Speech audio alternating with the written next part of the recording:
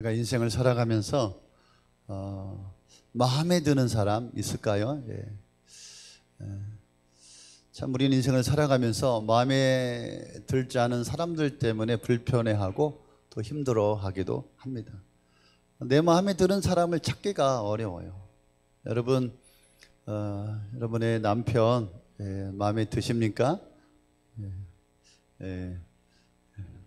거기에서는 그렇게 아멘 하지. 아까도 일부에서 그렇게 얘기했는데 우리 박광희 성도님이 아멘 했어요. 네. 여러분의 아내, 사랑스러운 아내 마음에 드시나요? 네, 대답을 잘 하십시오. 네. 또 여러분 직장에서, 세상에서 가까운 사람들, 여러분의 마음에 드시는 사람이 있나요? 예. 마음에 든다는 게 쉽지 않습니다. 마음에 드는 사람을 찾기가 어렵습니다. 안디옥 교회에서 파송을 받은 바울과 바나바가 이제 구보로를 거쳐 바보라고 하는 지역에 이르러 이제 파예수 유대인 거짓 선지자를 통해서 이렇게 미혹된 총독 서기오에게 복음을 전하죠. 사도 바울이. 그리고 그를 구원합니다. 그래서 사도행전 13장에 그리고 그 후에 비시디아 안디옥에 이르러서 안식일날 회당에 들어갔는데 그곳에서 사도 바울에게 사람들이 복음을 전할 기회를 주었습니다. 그래서 그곳에서 복음을 전했습니다. 오늘 우리가 읽은 말씀이 그 본문이에요. 사도 바울이 잠깐 이스라엘의 역사를 이야기합니다.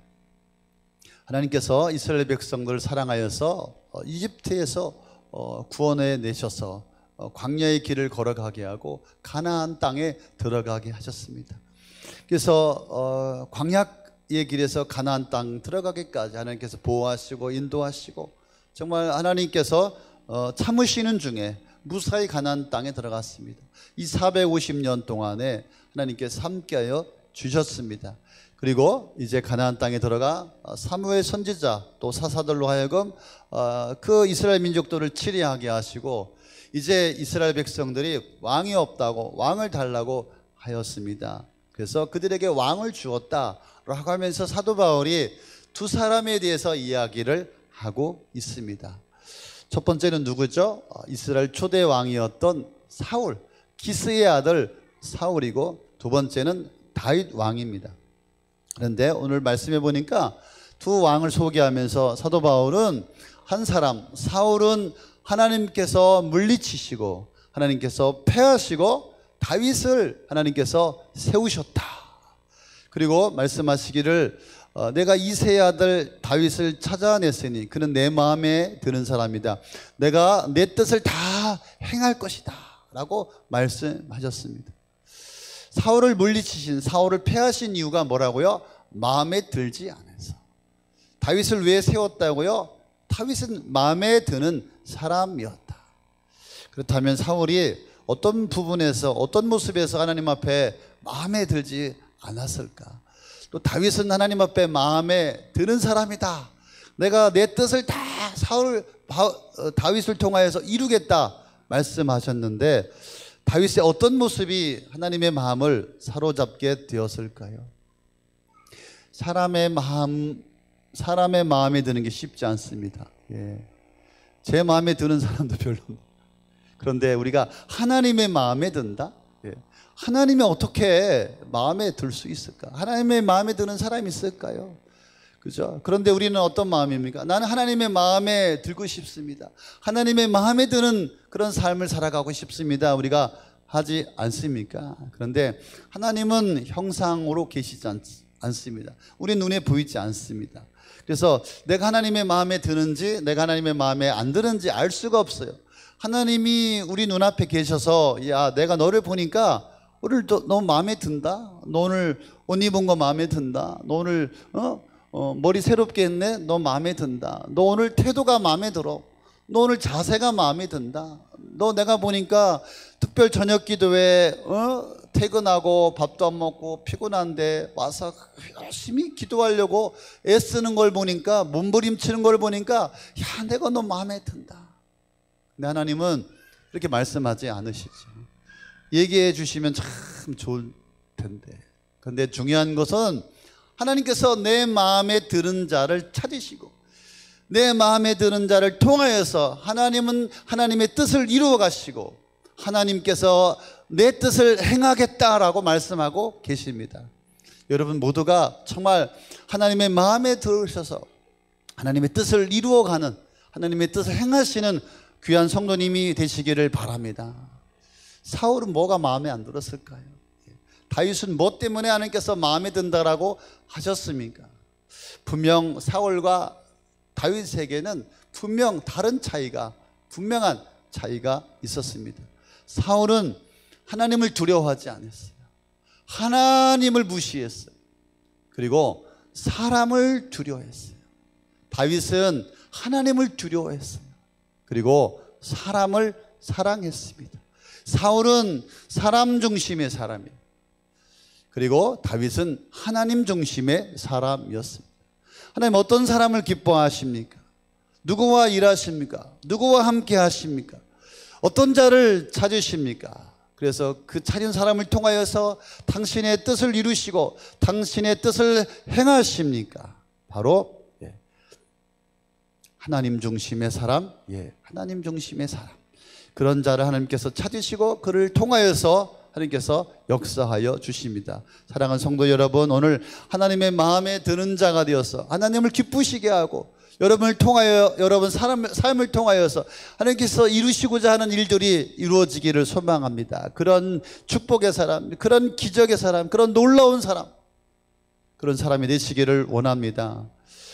사무엘상 15장 19절에서 23절 말씀해 보니까 사울은 제 마음대로 행동하는 사람이었어요. 제 마음대로, 제 고집대로, 자기 하고 싶은 대로 마음껏 하는 사람이었어요.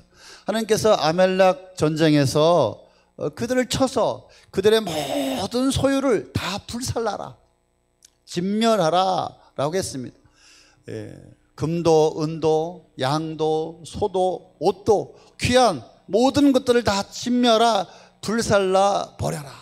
그래서 이 사울이 전쟁에 나가서 승리하게 되었습니다. 그런데 그 진영에 가보니까 얼마나 좋은 게 많은지 몰라.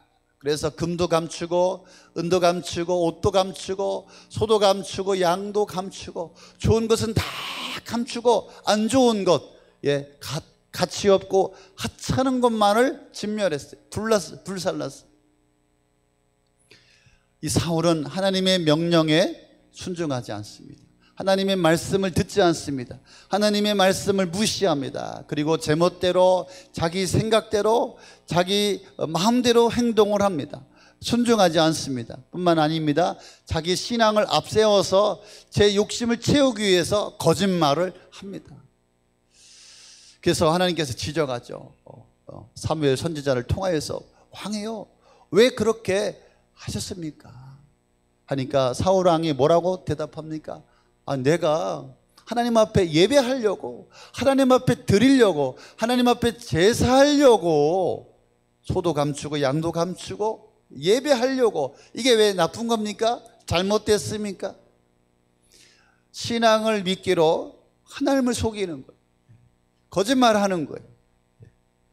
그래서 사울 왕은 이 사무엘의 지적에도 불구하고 이 사울은 회개하지 않습니다. 책망을 듣고도 뉘우치지 않습니다. 당신이 잘못됐어요. 당신이 문제가 있어요. 당신은 하나님 앞에 범죄했어요. 당신이 실수했어요. 그렇게 지적할 때 어떻게 해야 합니까? 엎드려야 되죠. 그렇구나, 내가 문제가 있구나, 내가 잘못했구나, 내가 부족함이 있구나.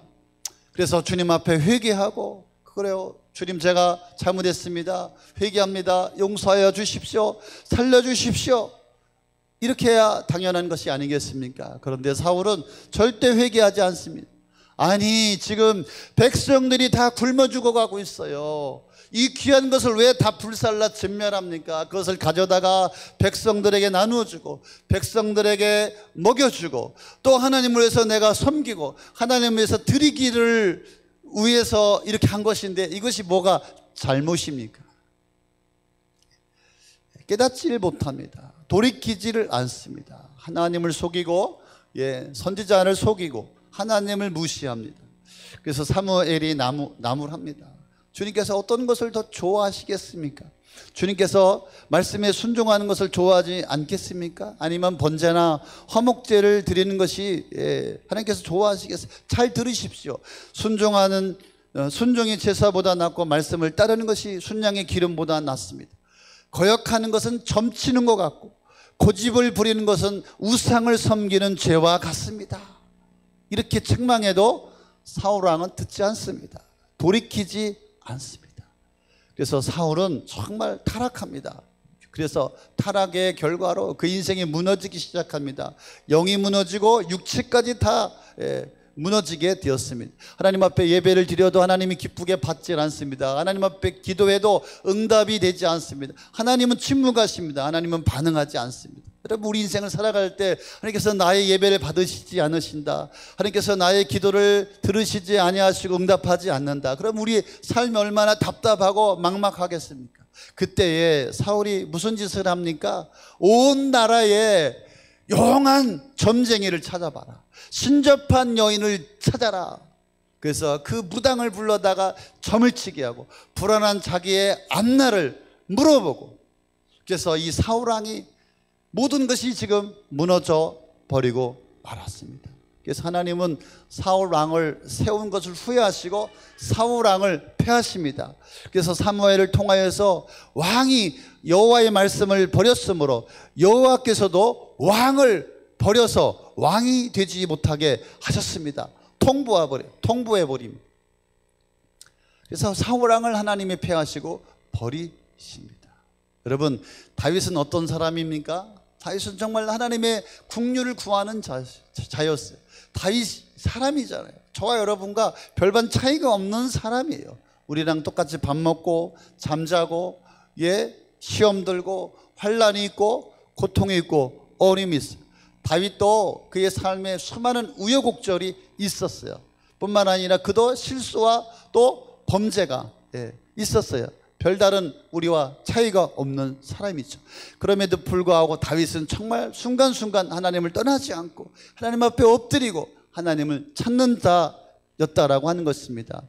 그 다윗이 어느 날 왕궁을 걷다가 목욕하는 우리아의 아내 밧세바를 보지 않습니까? 그리고 간음을 하지요. 그리고 자기가 사랑하는 충성스러운 남편 우리아를 전쟁터에 내보내서 죽이게 하죠. 자기가 죽이진 않았지만 사실은 자기 죄를 은폐하려고 덮으려고 그 장수를 죽여버린 거잖아요. 간접 살인이죠. 그래서 어느 날 나단 선지자가 다윗에게 이야기합니다. 임금님이시여, 제 얘기를 들어보십시오. 어떤 사람이 양이 수백 마리, 얼마나 부자인지 모릅니다. 양을 갖고 있는 이런 사람이 있었는데 어느 동네에 정말 양 한 마리밖에 없는, 정말 그 양 한 마리로 겨우겨우 가족을 먹여 살리는 그런 가난한 집에 양 한 마리를, 이 수백 마리 양 갖고 있는 부자가 그것을 빼앗았습니다. 그 말을 듣고 있던 다윗 왕이 뭐라고 말합니까? 어떤 놈이 그런 놈이 다 있냐, 당장 잡아와라, 내가 그놈의 목을 치겠다. 그랬더니 나단 선지자가 뭐라고 말합니까? 바로 당신입니다. 그럼 어떻게 할까요? 여러분 같으면 다윗은 뭐라고 말합니까? 내가 여호와께 범죄하였나이다. 자신의 잘못을, 자신의 죄를 인정하고 시인합니다. 그리고 회개하고 하나님의 국류를 구합니다. 다윗 왕은 자신의 죄를 무시하거나 핑계대지도 않았습니다. 회피하려고 덮으려고 하지도 않았어요. 자신의 죄를, 자신의 실수를 인정하고 실수를 받아들입니다. 그리고 자신의 죄를 깨닫고 뭐라고요? 시편에 보니까 침상을 눈물로 적시며 회개하였다. 눈물로 하나님 앞에 엎드려 기도하고 용서를 구하였습니다. 하나님 앞에 범죄한 사실을 고백합니다. 맞습니다. 제가 바로 그 도둑놈입니다. 제가 바로 그 나쁜 놈입니다. 제가 하나님 앞에 잘못했습니다. 하나님 앞에 회개하였습니다. 또 죄를 지적하는 나단과의 관계도 계속 좋은 관계 유지하죠. 사울왕 같았으면 어떻게 했을까요? 저런 감히 임금 앞에서 그러나 다윗은 그렇게 하지 않았습니다. 나단 선지자와도 좋은 그런 관계를 맺게 되었습니다. 여러분, 우리가 인생을 살아가면서 죄를 짓습니다. 범죄합니다. 우리는 죄인이에요. 죄를 짓지 않는 인간은 하나도 없어요. 실수합니다. 넘어집니다. 중요한 것은 뭡니까? 내가 죄인이라고 인정하는 거예요. 내가 실수했다고, 내가 부족하다고, 내가 연약해서 넘어졌다라고 인정하는 거예요. 부끄럽습니다. 제 잘못입니다. 넘어졌습니다. 하나님 용서해 주십시오. 그러나 하나님 나를 다시 일으켜 세워 주십시오. 회개하는 것이죠. 고백하는 것이죠. 그리고 하나님으로부터 용서받는 것입니다. 사실대로 인정하는 사람. 하나님은 깨끗한 사람을 찾는 것이 아닙니다. 자신의 죄를 시인하고 인정하고 깨닫고 엎드려 눈물로 용서를 구하는 그런 자들을 하나님께서 찾으심을 믿으시기를 바랍니다. 어떤 분은 또 그렇게 말합니다. 제가 상담하다 보면, 목사님, 저는 죄를 하도 많이 져서 교회 못 가겠어요.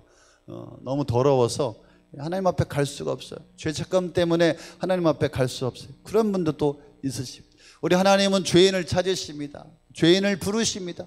자신의 죄를 인정하고 자신의 죄를 고백하고 내가 바로 죄인이라고 그렇게 회개하는 자를 찾으시는 줄로 믿으시기를 바랍니다. 그래서 다윗은 눈물로 엎드려 고백하고 엎드려 참회하였습니다. 그래서 용서를 받게 되었습니다. 그래서 열왕기상 15장 5절에 보니까 다윗의 삶을 한마디로 한 줄로 정리했습니다. 이는 다윗이 햇사람 우리아의 일 외에는 평생에 여호와 보시기에 정직하게 행하고 자기에게 명령하신 모든 일을 어기지 아니하였습니다. 다윗은 평생 하나님을 의지하고 전심으로 하나님을 찾았습니다. 그 후에도 수많은 역경과 고난과 환란이 있었지만 하나님을 찾고 하나님 앞에 엎드리고 하나님 앞에 나아가는 그런 삶을 살게 되었습니다. 여러분, 하나님을 잃어버리면 사람을 찾고 사람에게 집중을 합니다. 하나님을 잃어버리면 보여지는 것, 나타나는 것, 주변을 의식하고 사람을 의식하고 살아가게 됩니다. 하나님을 잃어버린 사람, 그 중심에 하나님이 없는 분이에요. 보이는 것을 집중하고 보이는 것에 연연해하고 보이는 것에 목숨을 걸고 자신의 욕심을 채우려고 하고 수단과 방법을 가리지 않고 살아가는 사람들이 있습니다. 그리고 자신의 죄를 두려워하지 않습니다. 자기가 죄 짓는 것을 두려워하지 않습니다. 눈도 깜짝하지 않습니다. 이 정도 죄 가지고 이쯤 가지고서 하나님을 두려워하지 않습니다. 하나님을 무서워하지 않습니다. 하나님을 무시합니다. 주변과의 관계도 신경 쓰지 않습니다. 안 한 분이에요. 다른 사람이 어떻게 하든 상관없어. 자기가 중심이야. 자기가 중요해야. 나만 중요합니다. 그래서 보여지는 사람, 환경을 붙듭니다. 하나님을 잃어버린 사람은 사람을 붙들려 갑니다. 사람을 의식하고 사람에게 집중하고 사람에 의해서 시험 들기도 하고 사람에 의해서 넘어지기도 하고 사람을 의지하려고 또 하고 사람을 보고 사람을 따라가는 인생을 살아가게 되는 것입니다. 하나님을 놓친 인생, 하나님이 없는 인생이 바로 그런 삶이라고 하는 것입니다. 하나님 생각 전혀 하지 않습니다. 중심에 하나님이 없습니다. 자기 생각, 자기 중심으로 똘똘 뭉쳐 있습니다. 뿐만 아니라 결과도 자신의 공로로 돌리거나 남의 탓으로 떠넘깁니다. 항상 핑계합니다. 누구 때문에 잘하면 자기 탓, 잘못하면 남의 탓. 사람 중심의 사람의 모습이죠. 사람 중심의 인생의 특징이죠. 여러분, 지금 누구의 길을 걸어가고 있습니까? 사울의 길을 걸어가고 계십니까? 다윗의 길을 걸어가고 계십니까? 하나님, 나는 죄인입니다. 하나님, 불쌍히 여겨주십시오. 하나님, 제가 범죄했습니다. 하나님, 제가 실수했습니다. 제가 이렇게 기가 막힌, 이렇게 악독한 악랄한 하나님의 죄인입니다. 하나님, 제가 하나님 앞에 엎드립니다. 자신의 죄를 끄집어내고 자신의 죄 때문에 안타까워하고 자신의 죄를 인정하고 눈물로 주님 앞에 엎드리며 예배당 바닥에 엎드리고 하나님 앞에 눈물로 구하고 기도하는 이런 사람, 하나님께서 이런 사람을 찾지 않겠습니까? 여러분, 어떻습니까? 여러분, 어떻게 신앙생활하고 어떻게 주님 앞에 회개하면서 살아가는지 잘 모르겠습니다. 여러분의 가슴을 치면서, 예배당에 와서 땅바닥을 치면서, 책상을 치면서, 하나님, 제가 죄인입니다. 제가 넘어졌습니다. 제가 실패했습니다. 하나님의 불쌍히 여겨 주십시오. 하나님 용서하여 주십시오. 하나님을 찾고 하나님을 부르고 하나님의 용서와 하나님의 긍휼을 구하는 자이십니까?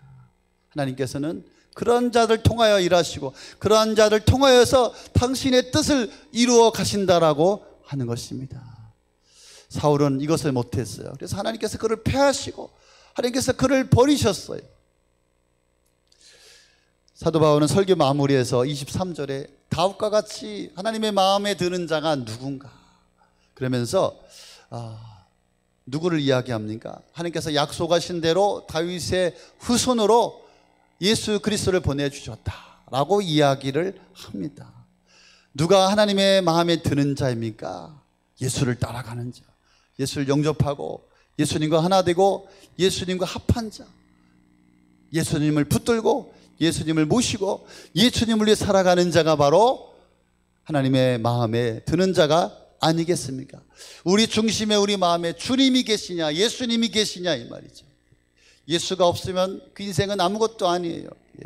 가져도 쓰임받지 못하고 배워도 쓰임받지 못하고 세상에 잘 나가도 쓰임받지 못합니다.